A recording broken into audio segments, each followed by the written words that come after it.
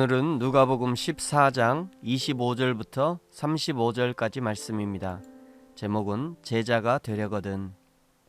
수많은 무리가 함께 갈새 예수께서 돌이키사 이르시되 무릇 내게 오는 자가 자기 부모와 처자와 형제와 자매와 더욱이 자기 목숨까지 미워하지 아니하면 능히 내 제자가 되지 못하고 누구든지 자기 십자가를 지고 나를 따르지 않는 자도 능히 내 제자가 되지 못하리라.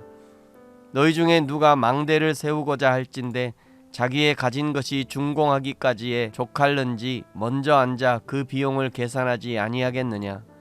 그렇게 아니하여 그 기초만 쌓고 능히 이루지 못하면 보는 자가 다 비웃어 이르되 이 사람이 공사를 시작하고 능히 이루지 못하였다 하리라.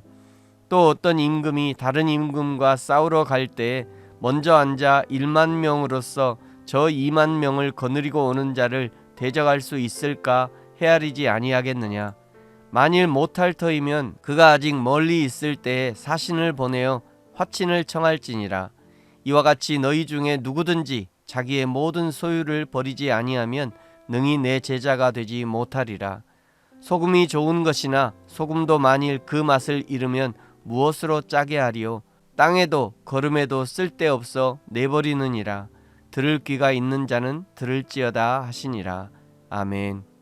25절에 수많은 무리가 예수님과 함께 길을 갈 때 문득 예수님이 사람들을 돌아보셨습니다.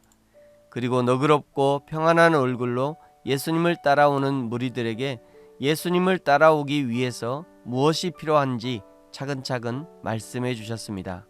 26절 예수님을 따르는 자는 부모와 처자와 형제와 자매뿐만 아니라 자기 자신의 목숨까지도 미워하지 아니하면 내 제자가 되지 못할 것이다. 27절 누구든지 자기가 감당해야 할 십자가가 있는데 자기의 십자가를 지고 나를 따르지 않는 자도 내 제자가 되지 못한다. 그러니까 지금 여러분이 지고 있는 십자가, 가정에서 남편과 아내와 자녀들과 부모의 십자가, 직장에서 부하들과 상사들의 십자가, 삶의 현장에서 지고 있는 그 십자가는 사실 예수님의 제자가 되기 위한 필수 코스인 것입니다. 28절에 건축을 하는 사람이 그 비용을 먼저 계산하지 않겠느냐.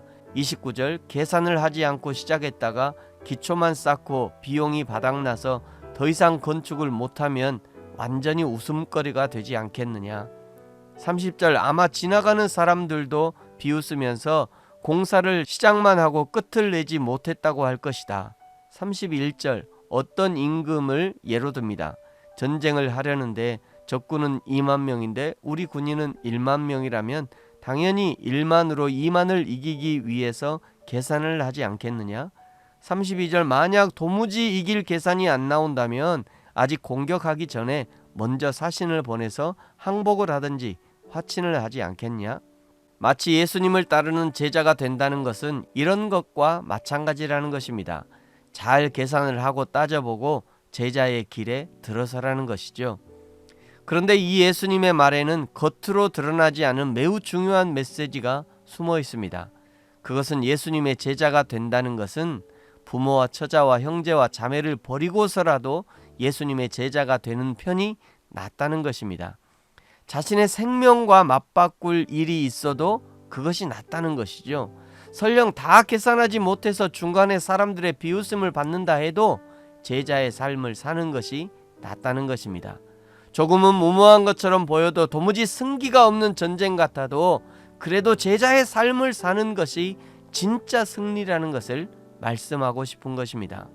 그러면서 어찌 보면 제자의 삶에 대한 결연한 결단을 촉구하시는 말씀이 33절입니다.